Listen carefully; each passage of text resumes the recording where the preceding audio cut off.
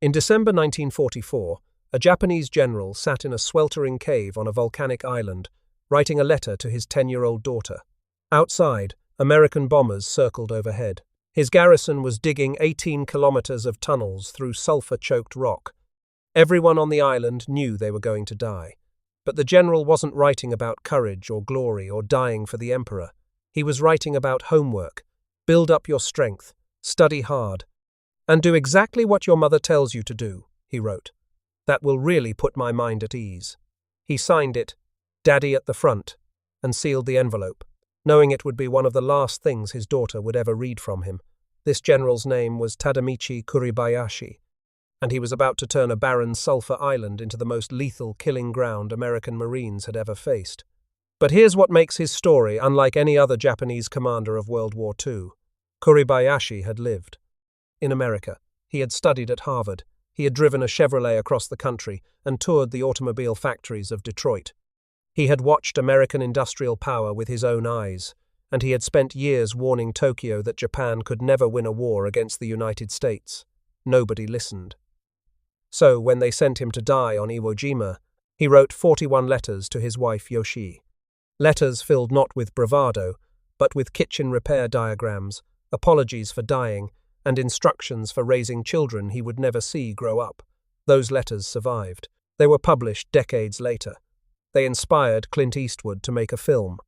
And they revealed the mind of a man who understood his enemy better than almost any Japanese officer alive, and used that knowledge to kill more Americans than any Pacific Island battle in history. This is the story of General Kuribayashi's letters from Iwo Jima. Before we understand the letters, we need to understand the man who wrote them. Tadamichi Kuribayashi was born on July 7, 1891, in Nagano Prefecture, into an old samurai family whose service stretched back to the 15th century. The Kuribayashi clan had served feudal lords for generations, but by the time Tadamichi was born, the family had fallen on hard times. Failed business ventures in silk and banking, devastating fires. In 1868 and 1881, the samurai lineage remained, but the wealth was gone. His father worked in lumber and civil engineering. His mother maintained what was left of the family farm. Young Kuribayashi grew up knowing he came from warrior stock, but also knowing that heritage alone wouldn't feed a family. He excelled at school, particularly in English.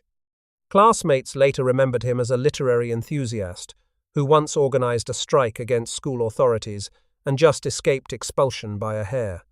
He was gifted in poetry, composition, and public speaking. And here's the detail that changes everything about his story. Kuribayashi's first ambition wasn't to become a soldier at all. He wanted to be a foreign correspondent. He passed examinations for both a prestigious college in Shanghai and the Imperial Japanese Army Academy. His teachers urged the military path. He chose the sword over the pen, but that literary instinct, that observer's eye, would follow him all the way to his final letters from a sulfur island. He graduated from the Army Academy in 1914, specializing in cavalry. In 1923, he finished second in his class at the Army War College and received a military saber from Emperor Taisho himself. That same year, on December 8th, he married a woman named Yoshii, the daughter of a landlord from Nagano. She had been raised as a lady who had never worked a day in her life.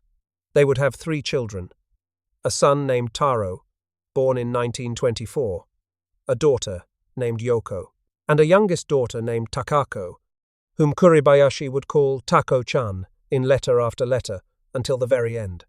Standing 5 feet 9 inches tall for a Japanese man of his era and described as husky with a mild demeanor, Kuribayashi didn't look like a warrior.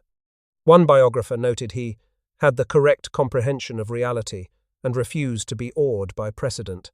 That comprehension of reality was about to be sharpened by an assignment that would change his life. In March 1928, Captain Kuribayashi departed Japan for the United States. Most Japanese officers of his generation chose postings in Germany or France. Kuribayashi chose America, and he didn't just visit. He immersed himself completely. Over approximately 2 years, he traveled the country with an intensity that bordered on intelligence gathering disguised as tourism. He studied at Harvard University. taking courses in English, American history, and politics. He trained with American cavalry units at Fort Bliss, Texas, and Fort Riley, Kansas, where he befriended Brigadier General George Van Horn Mosley. He lived with an ordinary American family in Buffalo, New York. American officers taught him to drive. He bought a Chevrolet and motored across the vast country that would one day send its sons to kill him. Throughout this period, he wrote illustrated letters home to his young son, Taro. Charming drawings of himself sprawled on Harvard's lawns watching a clock tower, walking through Buffalo, playing with American children. A 4-year-old American girl named Patsy who frequented his apartment, neighborhood children riding tricycles, himself studying hard late at night. Years later, Taro recalled, he always composed easy letters in order to let me read them without any help from others. He used to enclose some sketches. He compiled these drawings into a book, treasuring the glimpse of his father as a young man discovering a foreign country. But one visit shaped everything that followed. Kuribayashi toured Detroit's automobile plants. He watched the assembly lines. He studied the connections between civilian industry and military production, and decades later, he would recall the experience with chilling precision. I saw the plant area of Detroit, he said. By one button push, all the industries will be mobilized for military business. He understood something most Japanese military leaders refused to accept. America wasn't just a nation with a large army. It was an industrial machine that could manufacture war on a scale Japan could never match. After America, Kuribayashi became Japan's first military attaché to Canada, spending 2 more years in the English-speaking world. When he returned to Tokyo, he carried a warning he would repeat for the rest of his life, growing more urgent as war fever gripped the capital. The United States is the last country in the world Japan should fight, he said. Its industrial potential is huge and fabulous, and the people are energetic and versatile. One must never underestimate the American fighting ability. Nobody listened. Now stop and consider the terrible irony of what happened next. The military planners in Tokyo ignored every warning Kuribayashi gave. They launched a war against the nation he had just spent years studying, and when that war turned against Japan, when island after island fell to American forces advancing toward the homeland, they looked around for someone to command the most hopeless defense of the entire Pacific War. They chose the man who had told them this would happen. On May 27, 1944, Kuribayashi was named commander of the 109th Division. 12 days later, on June 8, he received orders signed by Prime Minister Hideki Tojo himself to defend Iwo Jima. Emperor Hirohito granted him the rare honor of a private audience before his departure. Tojo reportedly told him, "Only you among all the generals are qualified and capable of holding this post." But some historians suggest a darker possibility. Kuribayashi's outspoken warnings that Japan's war against America was unwinnable had earned him enemies among the ultra-nationalists in Tokyo. Sending the defeatist to certain death on a volcanic rock was a convenient way to silence him. Whether they meant it as an honor or an execution, Kuribayashi understood perfectly. Upon receiving his orders, he told his wife Yoshii, "This time maybe even my dead bones won't be sent back home." She didn't take the remark seriously. He looked too relaxed. Their final meal together was herring wrapped in seaweed and rice steamed with red beans. Yoshii and 10-year-old Takako saw him off at the gate. He would never come home again. Kuribayashi arrived on Iwo Jima on June 19, 1944. Within days, he understood the horror of his assignment. The island was barely 8 square miles of volcanic rock, shaped roughly like a pork chop. At its southern tip rose Mount Suribachi, a dormant volcano. The northern 2/3 was a plateau of rocky ground and sulfur vents. There was no fresh water, no lakes, rivers, or wells. The garrison depended on rainwater collected in concrete cisterns. The volcanic soil radiated heat. Sulfur fumes seeped from cracks in the rock. Flies and mosquitoes swarmed in appalling numbers. 6 days after arriving, Kuribayashi wrote his first letter to Yoshii describing the island. "There is no spring water here, so we must do with rainwater. I long for a glass of cold water, but nothing can be done.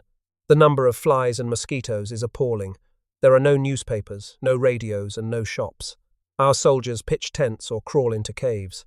The caves are stuffy, and the heat and humidity are intolerable. He paused, then added the sentence that captured everything. It is a living hell, and I have never experienced anything remotely like it in my entire life. This was the island he had been sent to defend until death, and from this living hell, he began writing home. What makes Kuribayashi's letters extraordinary is the collision between the domestic and the apocalyptic. After his private audience with Emperor Hirohito, one of the highest honors a Japanese the officer could receive, Kuribayashi wrote to his wife Yoshii. He made no mention of the emperor. Instead, he expressed regret for failing to fix the draft in their kitchen floor. He included a detailed diagram so their son Taro could complete the repair and prevent the family from catching cold. Think about that for a moment. The man who was engineering the most sophisticated underground fortress in military history was drawing home renovation blueprints so his family wouldn't be uncomfortable in winter. His letters to young Tako-chan are heartbreaking in their tenderness. Shortly after arriving on Iwo Jima, he wrote to her directly, "My dear Tako-chan, how are you? In my mind's eye, I can still see you and mother standing by the gate to see me off on the day I left. Since then, I've dreamed several times of going back home and taking a walk around the neighborhood with you and mother. Sadly, though, it's something I can't really do. You know, Tako-chan, Daddy just can't wait for you to grow up to be a support to your mother. Build up your strength, study hard, and do exactly what your mother tells you to do. That will really put my mind at ease." He signed it, Daddy at the front. By September 1944, his letters had turned explicitly to death. "It must be destiny that we as a family must face this," he wrote to Yoshii. "Please accept this and stand tall with the children at your side. I will be with you always," he wrote to Tako-chan again on September 20th. "If I can't make it back, I'll be most sorry for you, Tako-chan. But you make sure and do what Mommy tells you, and grow up fast to be a big, strong girl. If you do that, it will make Daddy feel a whole lot better, too." To his son Taro. When the boy turned 20 in November 1944, he wrote in the voice of a father who knew he would never see his son as a man. "Have you ever seriously considered developing your willpower? I doubt you have. In the future, establishing a family as a man will be challenging, and you may end up failing in life." He drew red lines next to the words developing willpower and challenging future. Even facing death, he was still trying to raise his children. One letter contained the phrase that would haunt the family. "The life of your father is just like a lamp before the wind." As 1945 began, and American invasion became imminent, Kuribayashi's letters became explicit instructions for life without him. On January 21st, he wrote, "Do not plan for my return. Do not be surprised when you hear that I have died. Do not let others, particularly reporters, read my letters, as they would publish the information." He continued with practical matters. "I hope that you can buy a plot for my burial in Tokyo, but if not there, any plot is all right. I am sure that my ashes will not be sent home, but my soul will remain with you and with the children. Take care of your health and live as long as possible so that you can care for the children."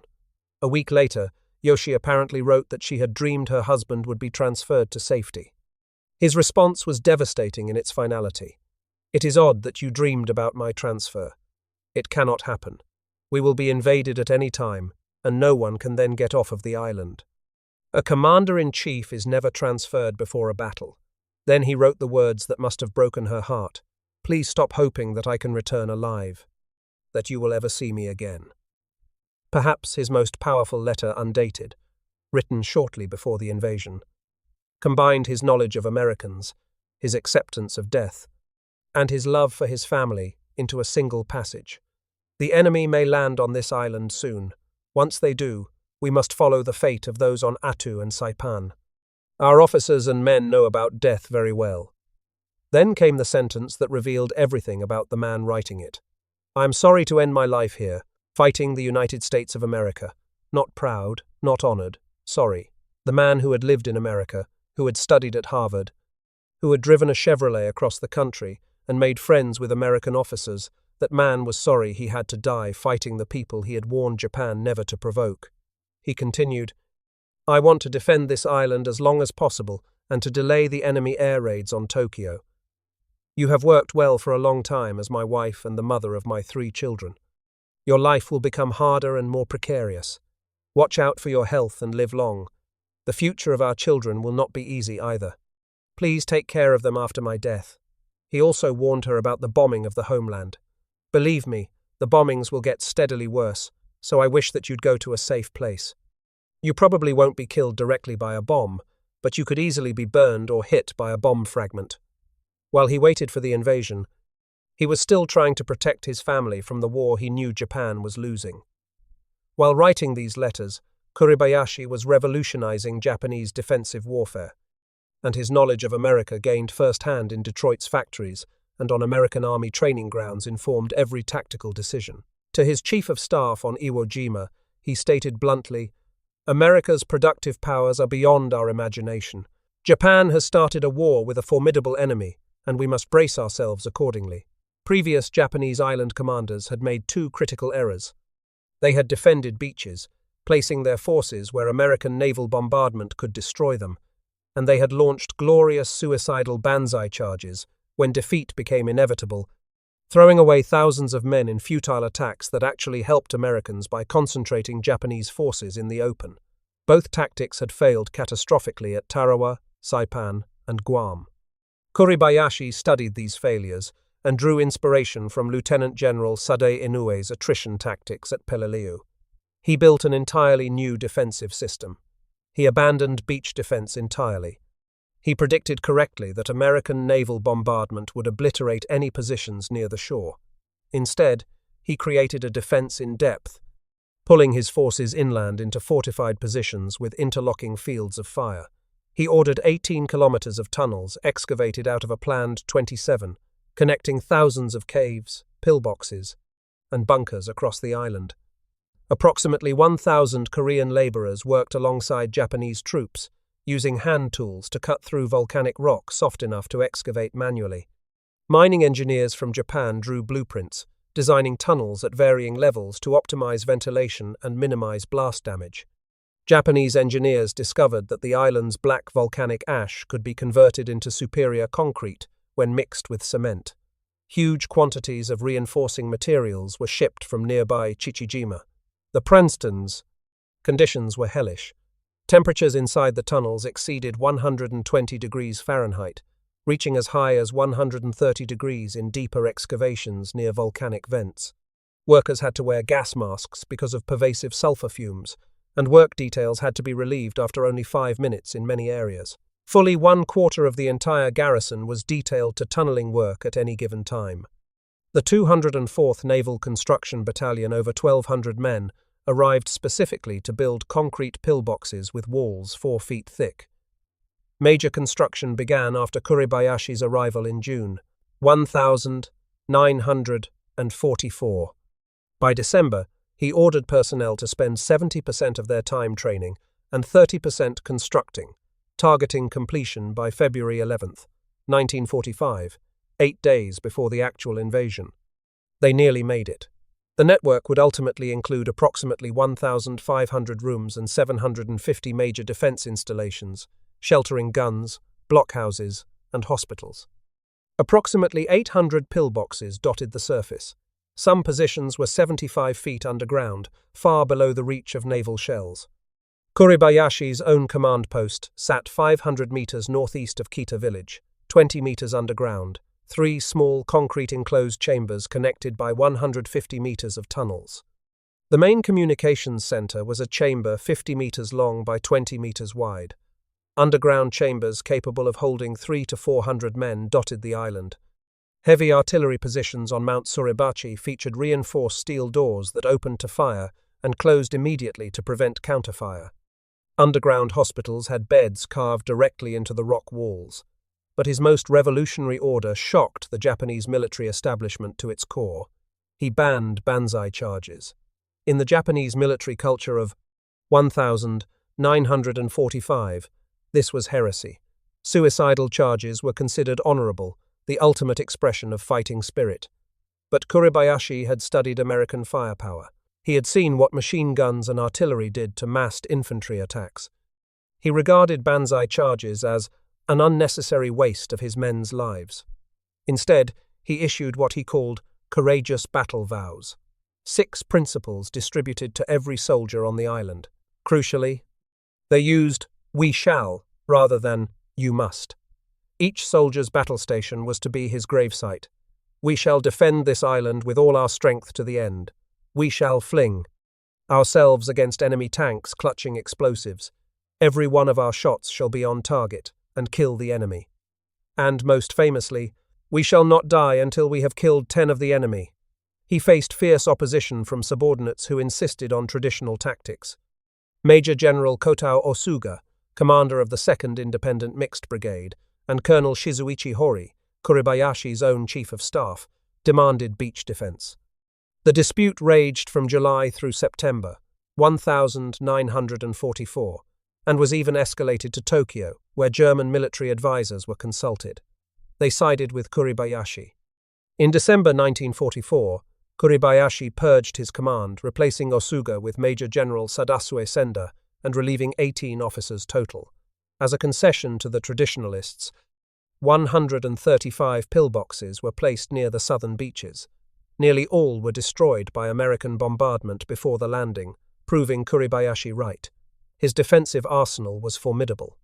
361 artillery pieces of 75mm or larger, 69 anti-tank guns, 12 massive 320mm spigot mortars, 33 naval guns, more than 220mm and 25mm autocannons. Lieutenant Colonel Takichi Nishi, the 1932 Olympic gold medalist in equestrian show jumping, contributed 22 tanks, buried hull-deep as camouflaged static artillery. Nishi was one of the most famous Japanese athletes of his generation. Born in 1902 as the illegitimate third son of Baron Tokujiro Nishi, he had succeeded to the barony at age 10 upon his father's death. At the 1932 Los Angeles Olympics, he won Japan's first equestrian gold medal, riding his horse Uranus, which he had purchased with personal funds in Italy after the army refused to pay. Before the Games, Nishi became part of Hollywood's social circle. His friends included Charlie Chaplin, Mary Pickford, Douglas Fairbanks Sr., and Will Rogers. He was known for driving convertibles around Los Angeles and was called Baron Nishi by the American press. In a letter from that period, he wrote to his wife, "I'm being very popular here. Bye-bye." He had originally commanded 28 tanks, but all were lost when the transport ship Nishumaru was torpedoed by the American submarine USS Kobia in July 1944. He returned to Tokyo and personally obtained the 22 replacements, a mix of medium Type 97 Chi-Ha and light Type 95 Ha-Go tanks. On Iwo Jima, he walked the island in Hermes, riding boots, carrying his favorite riding crop, personally scouting fields of fire. Every square meter of Iwo Jima was covered by interlocking Japanese fire. And the man who had built this killing ground kept writing letters home about homework and kitchen repairs. Iwo Jima mattered because of geography. The volcanic island sat approximately 660 nautical miles south of Tokyo, almost exactly halfway between American B-29 bomber bases in the Marianas and the Japanese mainland. Japanese fighters and radar stations on Iwo Jima intercepted B-29s en route to Tokyo. Japanese bombers from the island had already destroyed 11 B-29s on Marianas airfields in surprise attacks. Capturing Iwo Jima would provide emergency landing fields for damaged B-29s and bases for P-51. Mustang fighter escorts. American planners anticipated the island would fall in 5 to 7 days. The 3 Marine divisions were tentatively penciled in for Okinawa just 30 days after landing. It took 36 days. The assault force was the largest Marine operation in history, approximately 70,000 Marines from 3 divisions under Major General Harry Schmidt's V. Amphibious Corps. The 4th Marine Division under Major General Clifton B. Cates. The 5th Marine Division under Major General Keller E. Rocky.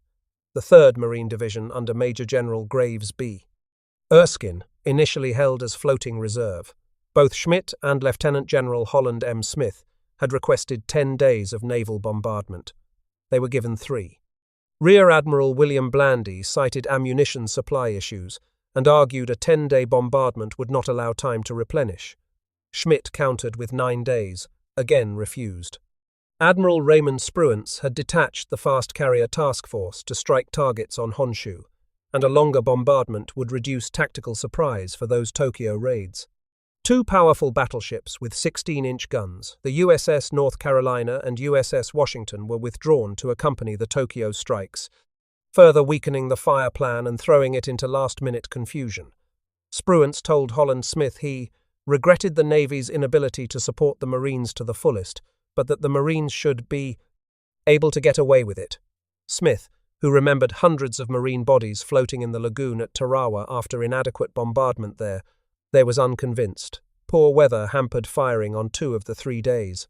Schmidt later stated, "We only got about 13 hours worth of fire support during the 34 hours of available daylight." American planners were also largely unaware of the tunnel defense system's true scale. Intelligence significantly underestimated the number of Japanese combatants, their weapons, and the complexity of the defense in-depth strategy. Some commanders assumed that 9 months of preliminary bombing had killed most of the garrison. The after-action report stated it was impossible to plot the thousands of defensive cave positions. On the morning of February 19th, 1945, 30,000 Marines landed on Iwo Jima's southeastern beaches.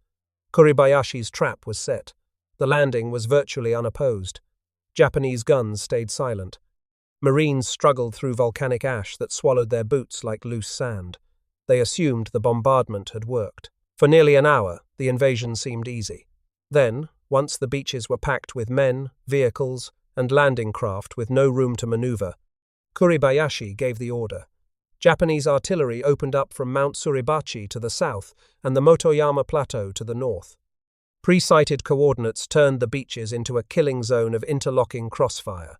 Men who had been walking upright moments before were cut down by the hundreds.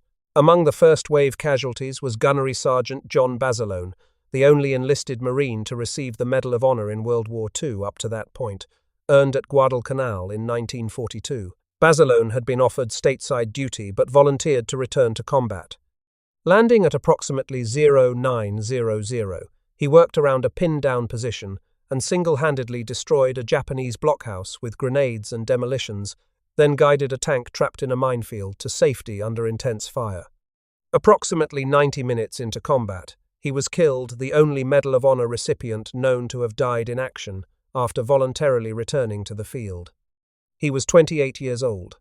D-Day casualties exceeded 2,400 Americans, with 519 killed in the first 24 hours. That night, Marines braced for the banzai charge that always came. It was the pattern of every Pacific Island battle. Japanese forces would defend fiercely, then launch mass suicidal attacks that American firepower would annihilate. The charge never came. General Holland Smith was stunned. From aboard the USS El Dorado, watching the battle unfold, he uttered what became one of the war's most quoted assessments. "I don't know who he is," Smith said. "But the Japanese general running this show is one smart bastard." On February 23rd, 1945, 4 days into the battle, Marines raised the American flag atop Mount Suribachi. Joe Rosenthal's photograph of the second flag raising became one of the most reproduced images in history.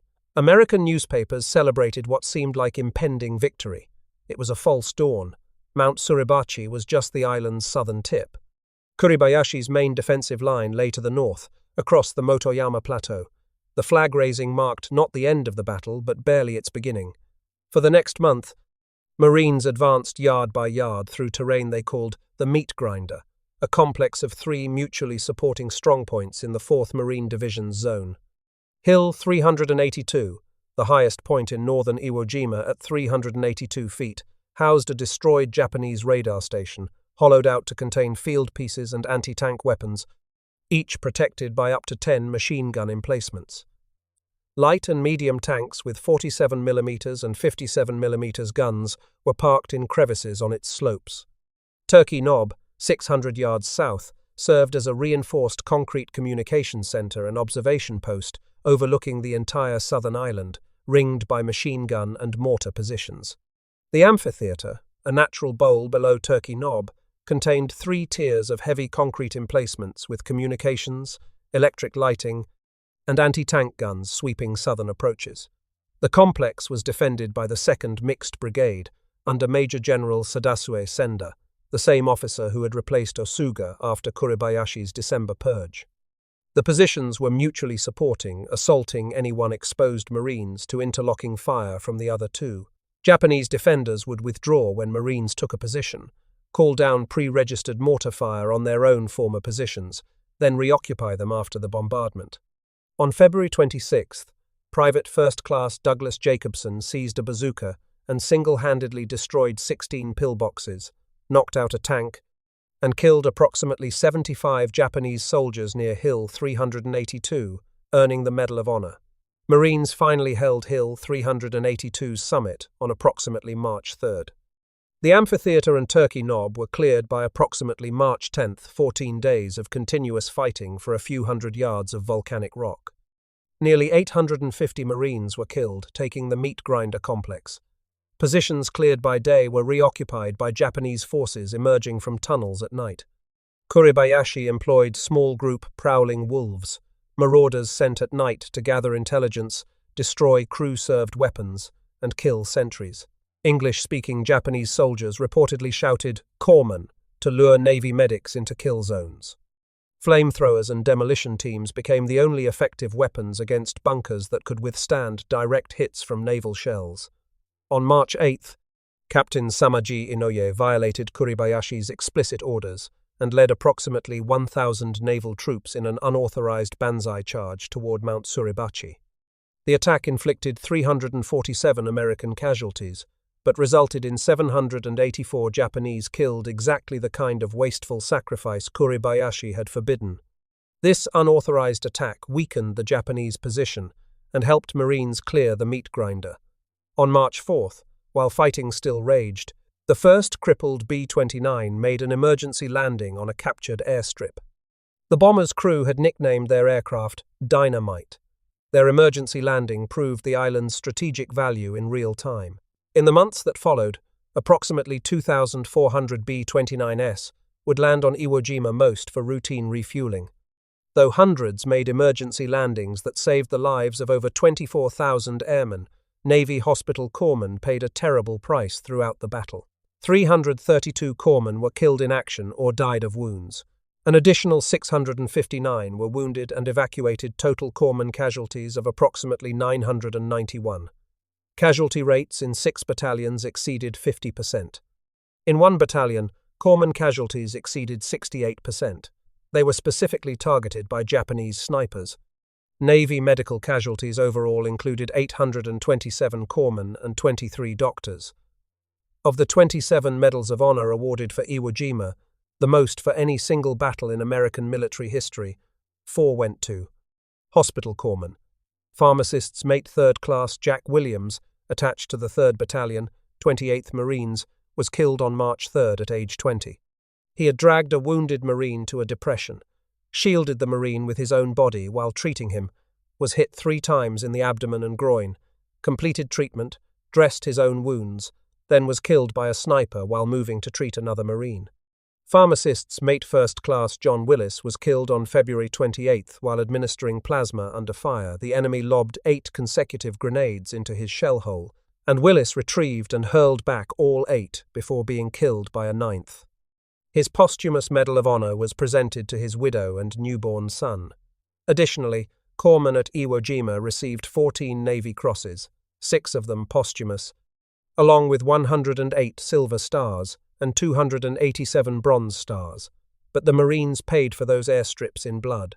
The total garrison numbered approximately 21,060 men, roughly 14,000 to purse, 15,000 Army and 7,000 Navy. Key units included the 145th Infantry Regiment under Colonel Masuo Ikeda, 2,000, 700 veterans from Kagoshima, diverted from Mariana's reinforcement, along with the 17th Mixed Infantry Regiment and several PIPA, anti-aircraft defense units. Rear Admiral Rinosuke Ichimaru commanded the naval forces. Before the battle, he drafted a remarkable letter in English addressed to President Roosevelt, intended for American troops to find. Tracing Japan-Western tensions from Commodore Perry's arrival, the island had no natural fresh water. Troops received at most 1 water bottle per day, and used lukewarm salt water from beach wells for cooking. Kuribayashi wrote bitterly that his soldiers were dying of thirst, while Americans only a few kilometers away drank coffee. By late 1944, rations were cut for battle reserves, and soldiers foraged for edible weeds. Malnutrition and chronic diarrhea plagued the garrison even before the invasion. American air attacks struck from June 1944 onward, becoming daily from December 8th. Supply ships were routinely sunk, causing severe shortages. By mid-March, Kuribayashi's garrison had been compressed into a pocket near Kitano Point at the island's northern tip, an area Marines called Bloody Gorge. On March 17, 1945, Kuribayashi sent his farewell message to Imperial headquarters. "The battle is entering its final chapter," he wrote. "Since the enemy's landing, the gallant fighting of the men under my command has been such that even the gods would weep. In particular, I humbly rejoice in the fact that they have continued to fight bravely, though utterly empty-handed and ill-equipped against a land, sea, and air attack of a material superiority such as surpasses the imagination." He described his men as starving and thirsty, reduced to fighting with rifle butts and fists. He continued, quote, "I believe that until the island is recaptured, the Emperor's domain will be eternally insecure. I therefore swear that even when I have become a ghost, I shall look forward to turning the defeat of the Imperial army to victory." He closed with the words, "Farewell for all eternity." Accompanying this message were 3 death poems in the traditional waka form. "Unable to complete this heavy task for our country, arrows and bullets all spent, so sad we fall. But unless I smite the enemy, my body cannot rot in the field. Yea, I shall be born again 7 times, and grasp the sword in my hand. When ugly weeds cover this island, my sole thought shall be the imperial land." The first poem ended with the Japanese word kanashiki, meaning so sad. After the war, scholars discovered that imperial censors had altered the poem before publication. They changed "so sad we fall" to "so bitterly we fall," replacing genuine grief with an impression of shame at military failure. But Kuribayashi was not ashamed. He was grieving. His letters prove it. He grieved for his men, for his family, for the outcome he had predicted and been ignored about. Even at the end, Tokyo was still trying to put words in his mouth. On March 22nd, Kuribayashi radioed, "We are still fighting. The strength under my command is now about 400. Tanks are attacking us." On the evening of March 23rd, he sent his final transmission to a fellow officer on nearby Chichijima. "All officers and men of Chichijima, goodbye from Iwo." His colleague tried to reach him for 3 more days. Silence. Lieutenant Colonel Nishi, the Olympic gold medalist who had walked the island in Hermes riding boots carrying his favorite riding crop, was killed around the same time. Americans had broadcast daily appeals for his surrender, addressed to him by name, stating that the world would regret losing Baron Nishi. The intelligence officer responsible was Cy Bartlett of the 315th Bomber Wing out of Guam, the same Bartlett who would later write the novel and screenplay for 12 O'Clock High. In 1966, Bartlett visited Nishi's widow in Tokyo and paid respects at Yasukuni Shrine. Nishi never responded to any of the appeals. The exact circumstances of his death remain unknown. Historians have proposed 4 different accounts, from machine gun fire to flamethrowers to suicide. He was 42 years old. His horse, Uranus, still at the Tokyo Equestrian Park, died 1 week after his master. Nishi was posthumously promoted to colonel and awarded the Order of the Rising Sun, 3rd class. In the pre-dawn hours of March 26, 1945, approximately 300 surviving Japanese launched a final attack. The official U.S. Marine Corps history acknowledged it was not a banzai charge, but an excellent plan aiming to cause maximum confusion and destruction. The attackers silently slashed tents, bayoneted sleeping Marines and Army Air Forces personnel, and lobbed grenades in a 3-pronged assault near Airfield No. 2. 53 Americans were killed and more than 120 wounded before the attack was stopped in hand-to-hand combat. Kuribayashi is believed to have died during or just before this final assault. He had removed all insignia to fight as a common soldier. He had previously ordered 2 soldiers to follow him with shovels to bury his body. Immediately upon death, He considered it shameful for his remains to be found by the enemy. His body was never recovered. General Holland. Smith spent an entire day searching for it, intending to give Kuribayashi a military burial with honors. He failed. The Battle of Iwo Jima produced casualties that shocked even battle-hardened commanders. Smith called it the toughest fight in the 169 years of our corps. American casualties totaled approximately 26,000 to 28,000. Roughly 6,800 were killed, including 5,931 Marines and 881 Navy personnel. Over 19,000 were wounded. Infantry casualty rates in the 4th and 5th Marine Divisions reached 75%. More Marines died on Iwo Jima than in all of World War I.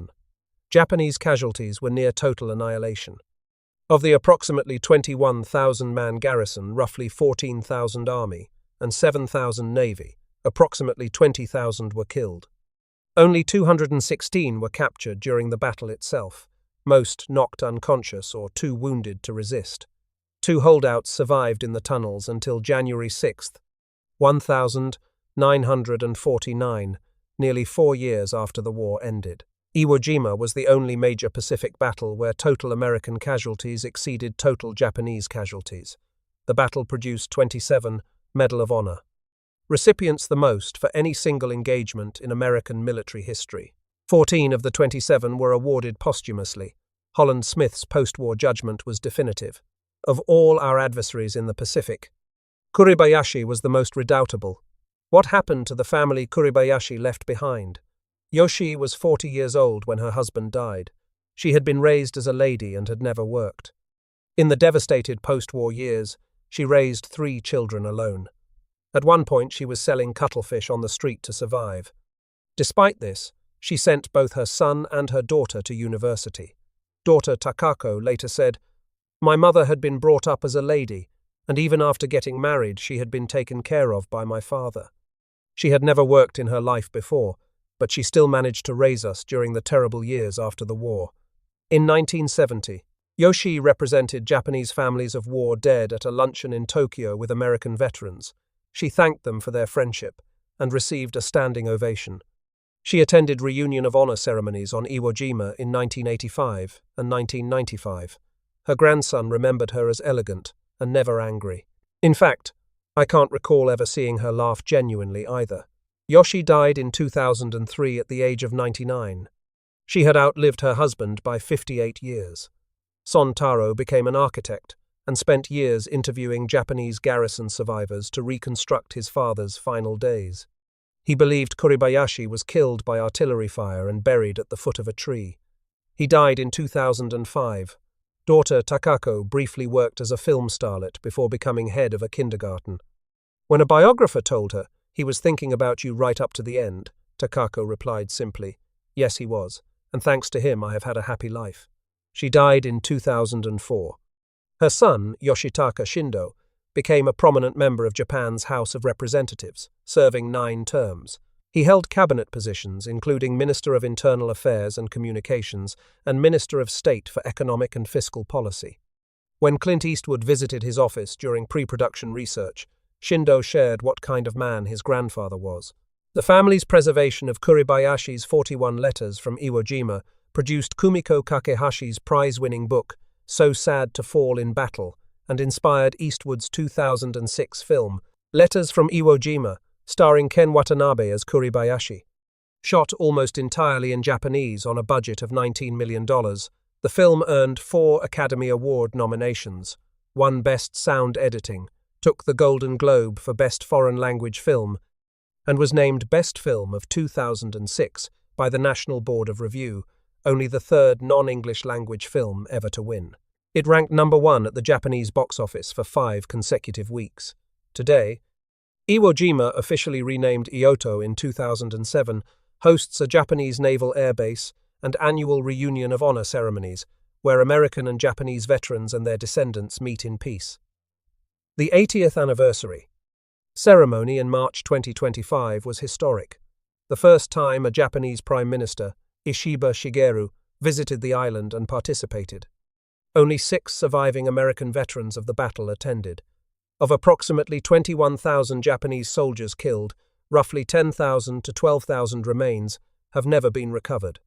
Recovery has been extraordinarily difficult due to the tunnel network, volcanic geology, wartime shelling, and the fact that few Japanese soldiers wore identification tags. In 2010, prompted partly by the success of Eastwood's film, Prime Minister Naoto Kan visited the island, only the second Prime Minister to do so. Using documents from the US National Archives, Japanese teams discovered 2 mass graves listed as enemy cemeteries near a runway and at the foot of Mount Suribachi. On December 14, 2010, Kan prayed at the graves, helped exhume remains, and pledged, "We will examine every grain of sand." In 2016, Japan enacted the Act on promoting the recovery of the remains of Japanese war dead, designating an intensive implementation period through 2024. Recovery operations continue to this day. Yoshiharu Kanai, whose father died on Iwo Jima, has been collecting remains for over 20 years at age 80. Unidentified remains are sent to Chidorigafuchi National Cemetery in Tokyo, Japan's tomb for unknown soldiers. Kuribayashi's spirit is enshrined at Yasukuni Shrine in Tokyo. His formal grave at Meitokuji Temple in Matsushiro, Nagano, contains no remains. Kuribayashi's tragedy is inseparable from his insight.